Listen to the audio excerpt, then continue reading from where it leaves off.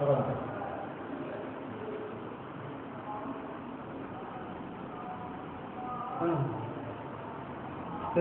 ജില്ലയിലെ LDC കുറച്ചുകൊണ്ട് workout ചെയ്യുന്നു. ഒന്ന്, I am familiar that this locality. Familiar എന്ന വാക്കിനോട് വരുന്ന പ്രിപ്പോസിഷനാണ് ചോദിച്ചിരിക്കുന്നത്. ഫെമിലിയറിന്റെ പ്രിപ്പോസിഷൻ വിത്ത് ആണ്. Familiar with.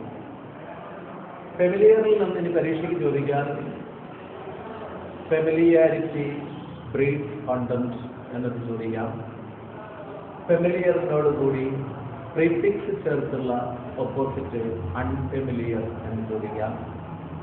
ഫെമിലിയറിന്റെ direct opposite സ്ട്രെയിൻജ് എന്നാകാം. Familiar എന്ന അർത്ഥം വരുത്തക്ക തരത്തിലുള്ള മറ്റ് ഏത് പദവും ആ സ്വഭാവത്തിൽ വരാവുന്നതാണ്. ഫെമിലിയർ എന്നർത്ഥം വരുന്ന ഒരു പദം വോണ്ട് ആണ്. WONT. വോണ്ട് എന്ന വാക്കിന്റെ അർത്ഥം ഫെമിലിയർ എന്നാണ്. ഫെമിലിയറിന്റെ ഓപ്പോസിറ്റ് ചോദിച്ചാൽ വേഡ് എന്ന് എഴുതാം. WEIRT. വേഡ്. ഫെമിലിയാരിറ്റി ബ്രീഡ് കോൺസെപ്റ്റിന് മലയാളമാണ് ചോദിക്കുന്നതെങ്കിൽ മുറ്റത്തെ മുല്ലയ്ക്ക് മണമില്ല എന്ന് എഴുതാവുന്നതാണ്. രണ്ടാമത്തെ ചോദ്യം, Vishnu is the dash boy in his class എന്നാണ്. ഡെഫിനിറ്റ് ആർട്ടിക്കിൾ ദി വന്നിരിക്കുന്നത് കൊണ്ട് അതിനെ തുടർന്ന് തന്നിരിക്കുന്ന ഓപ്ഷനുകളായ ടാൾ, ടാളസ്റ്റ്, ടാളർ, ലോങ് എന്നിവയിൽ നിന്നും സൂപ്പർലേറ്റീവ് പദം വരാവുന്നതാണ് എന്ന് മനസ്സിലാക്കാം. അപ്പോൾ the tallest, tall, taller, tallest. Definite ആർട്ടിക്കിളിനെ തുടർന്ന് സൂപ്പർലേറ്റീവ് ആണ് വരിക. അതുകൊണ്ടാണ് അങ്ങനെ പദവിക്കുന്നത്. മൂന്നാമത്തെ ചോദ്യം, ഡോണ്ട് പ്ലേ അറ്റ് നൈറ്റ് എന്നതാണ്. ഡോണ്ട് പ്ലേ അറ്റ് നൈറ്റ് എന്ന് തന്നിരിക്കുന്ന ഈ ചോദ്യം വെർബിലാണ് തുടങ്ങിയിരിക്കുന്നത്. ഡോട്ട്. വെർബിൽ തുടങ്ങുന്ന വാക്യങ്ങൾ ഇംപെരേറ്റീവുകളാണ്. അഥവാ ഇംപെരേറ്റീവുകൾ എന്നാൽ റിക്വസ്റ്റ് അഥവാ കമാൻഡ് ആണല്ലോ. ഡോണ്ട് പ്ലേ അറ്റ് നൈറ്റ് എന്നത് ഒരു കമാൻഡിന്റെ സ്വഭാവമുള്ള വാക്യമാണ്. അതുകൊണ്ട് അത് ഇംപെരേറ്റീവ് സെന്റൻസ് ആണ്. തന്നിരിക്കുന്നതിൽ ഇംപെരേറ്റീവ്, ഇന്ററോഗേറ്റീവ് മുതലായ ഓപ്ഷനുകളുണ്ട്. നെഗറ്റീവ് എന്നുമുണ്ട്. ഇതിന് നെഗറ്റീവ് എന്ന് പറയുന്നതിനേക്കാൾ ഇംപെരേറ്റീവ് എന്ന് പറയുന്നതാണ് കൂടുതൽ ശരി. വെർബിൽ തുടങ്ങിയിരിക്കുന്നത് അഥവാ ഓർഡർ അഥവാ റിക്വസ്റ്റ് എക്സ്പ്രസ് ചെയ്യുന്നത് ഇംപെരേറ്റീവ് സെന്റൻസ് ആണെന്ന് നമുക്കറിയാം. അടുത്തത് ക്വസ്റ്റ്യൻ ടാഗ് ഉണ്ടാക്കാനുള്ള ചോദ്യമാണ്. Nothing was known about. Question tag ഉണ്ടാക്കുന്നതിന് തന്നിരിക്കുന്ന വാക്യത്തിൽ സഹായക ക്രിയകളുണ്ടോ എന്നാണ് ആദ്യമായി നോക്കുന്നത്. സഹായക ക്രിയയുണ്ട്, വാസ്. സഹായക ക്രിയകളിൽ ഏതെങ്കിലും ഉണ്ടെങ്കിൽ അത് ഉപയോഗിച്ചാണ് ടാഗ് ഉണ്ടാക്കുന്നത്. രണ്ടാമത്തെ നിയമം, വാക്യം പോസിറ്റീവ് എങ്കിൽ ടാഗ് നെഗറ്റീവും വാക്യം നെഗറ്റീവ് എങ്കിൽ ടാഗ് പോസിറ്റീവ് എന്നുമാണ്. ഇവിടെ തന്നിരിക്കുന്ന വാക്യം നെഗറ്റീവ് ആയതുകൊണ്ട് ടാഗ് പോസിറ്റീവ് ആയിരിക്കണം. വാസ് ഉപയോഗിച്ച് ടാഗ് ഉണ്ടാക്കാം. വാസ് ഉപയോഗിച്ച് പോസിറ്റീവ് ആയിരിക്കണം ടാഗ് വരേണ്ടത്. കാരണം സെന്റൻസ് നെഗറ്റീവ് ആയിരുന്നു. നത്തിങ് വരുന്നതോടെ വാക്യം നെഗറ്റീവായി മാറി. അപ്പോൾ വാസ് എന്നതിനോടൊപ്പം നത്തിങ് എന്നതിന്റെ പ്രോനൗൺ രൂപമായ ഇറ്റ് കൂടി ചേർത്ത് ആൻസർ വാസ് ഇറ്റ് എന്നാണ് പറയുന്നത്. അഞ്ചാമത്തെ ചോദ്യത്തിൽ ഹി ഡാഷ് ഓണസ്റ്റ് മാൻ എന്നാണ്. ഓണസ്റ്റ് എന്നതിൽ ഉച്ചാരണം ഓയിലാണ് ആരംഭിക്കുന്നത്. അതുകൊണ്ട് ഉച്ചാരണം വവൽ സൗണ്ടിൽ തുടങ്ങുന്നതിനാൽ ആൻ വരേണ്ടതാണ്. He is an honest man. ഇതുപോലെ an historian, an hour, an hotel. Hotel എന്ന് നമ്മൾ മലയാളത്തിൽ പറയുന്നെങ്കിലും ഇംഗ്ലീഷിൽ ഓയിലാണ് ഉച്ചാരണം ആരംഭിക്കുക.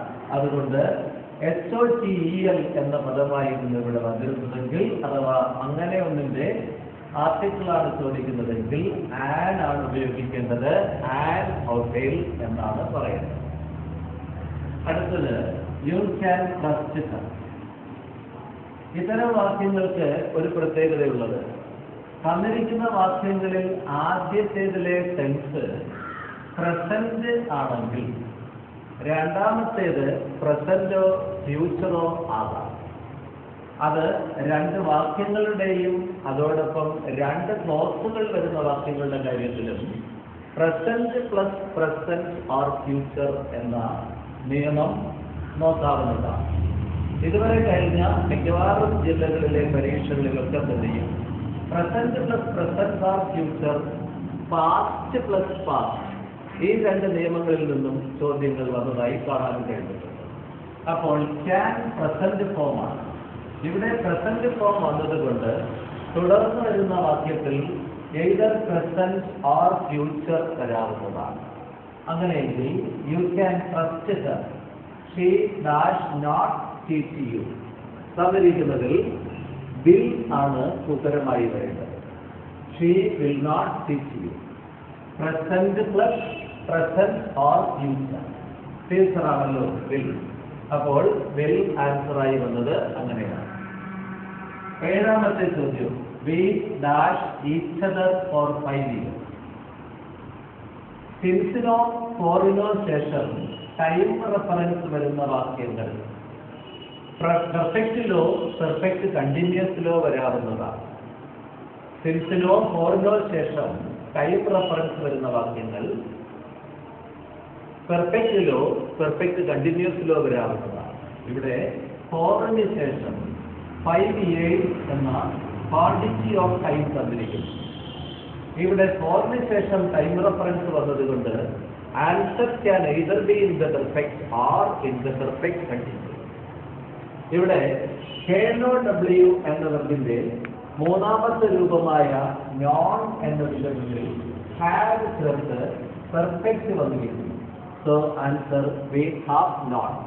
ഇനി ഇതിന്റെ മറ്റൊരു പ്രത്യേകത, KNOW എന്ന വെർബായതുകൊണ്ട് ഇത് പെർഫെക്റ്റ് കണ്ടിന്യൂസിൽ വരികയില്ല. കാരണം KNOW എന്നതിനോടൊപ്പം സാധാരണയായി ING ഉപയോഗിക്കാറില്ല വെർബ് എന്ന നിലയ്ക്ക്. അപ്പോൾ answer have known. We have known each other for 5 years. അടുത്തതായി എട്ടാമത്തെ ചോദ്യത്തിൽ she dash succeeded if she had worked hard എന്നാണ്. ഈ വാക്യത്തിൽ ഇഫ് ഷീ ഹാഡ് വർക്ക്ഡ്, ഇഫിനെ തുടർന്ന് പാസ്റ്റ് പെർഫെക്റ്റ് ആണ് വന്നിരിക്കുന്നത്. ഈഫ് പ്ലസ് പാസ്റ്റ് പെർഫെക്റ്റ് ആണ് വരുന്നതെങ്കിൽ അത് ഇംപോസിബിൾ കണ്ടീഷനാണ്. ഇംപോസിബിൾ കണ്ടീഷന്റെ pattern if plus past perfect plus would have or should have or could have or might have plus V3 എന്നാണ്.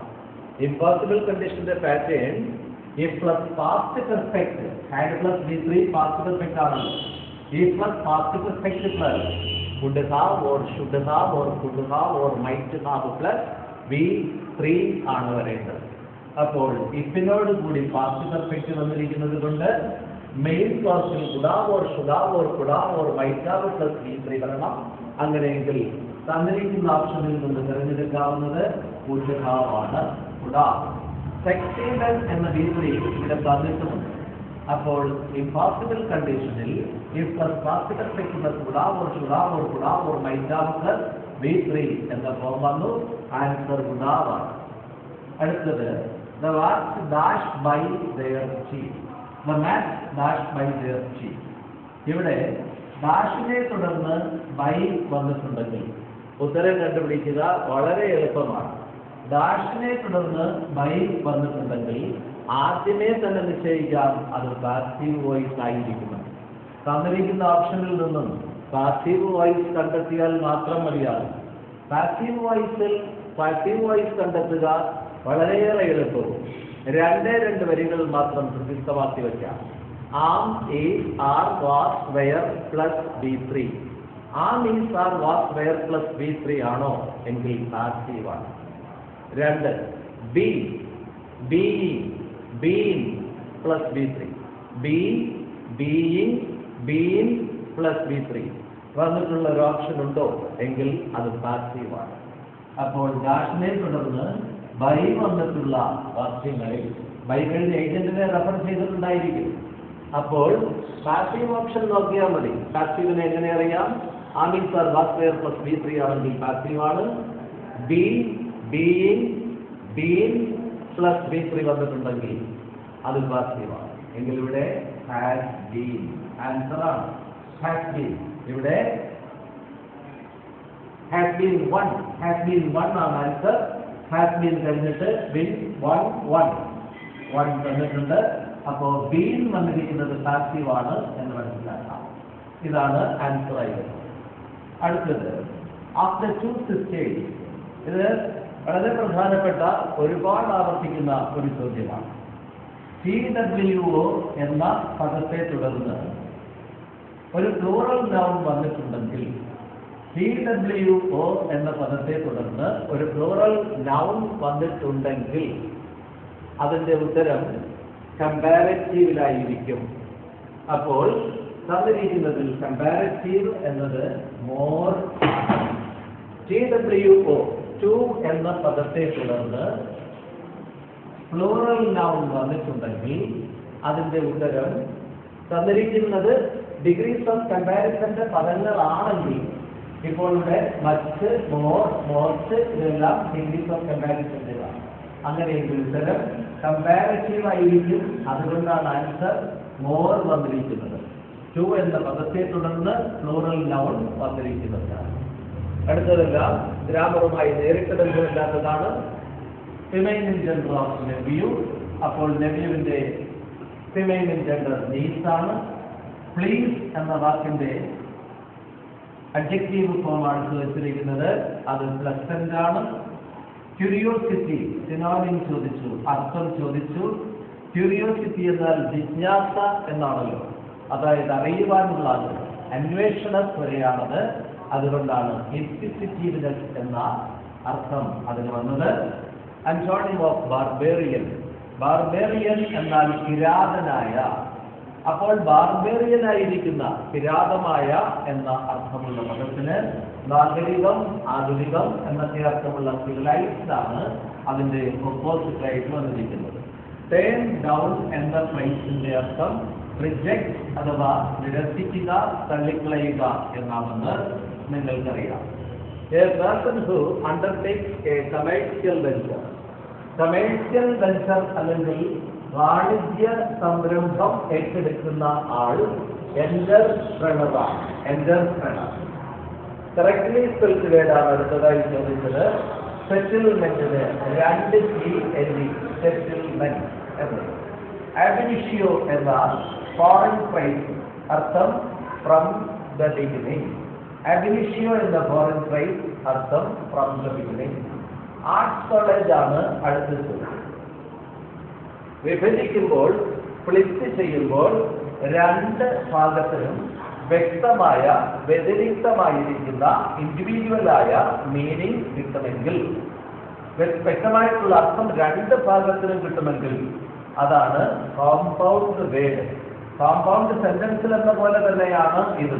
കോമ്പൗണ്ട് സെന്റൻസിലും 2 2ൽ കൂടുതലോ മെയിൻ ക്ലോസുകളാണല്ലോ ഉള്ളത്. പൂർണ്ണമായ അർത്ഥം തരുന്ന വാക്യത്തിനെ മെയിൻ ക്ലോസ് എന്ന് വിളിക്കും. ഇവിടെ ആർട്സ് കോളേജിനെ സ്പ്ലിറ്റ് ചെയ്യുമ്പോൾ ആർട്സ് എന്നതിന് പ്രത്യേക അർത്ഥമുണ്ട്, കോളേജ് എന്നതിന് അർത്ഥമുണ്ട്. അപ്പോൾ ഇത് കോമ്പൗണ്ട് വേർഡിന് ഉദാഹരണമാണ്. ഇനി നമുക്ക് കൊല്ലത്തെ ചോദ്യങ്ങൾ, അടുത്തതായി കാസർഗോഡ് ചോദ്യങ്ങൾ പരിശോധിക്കാം.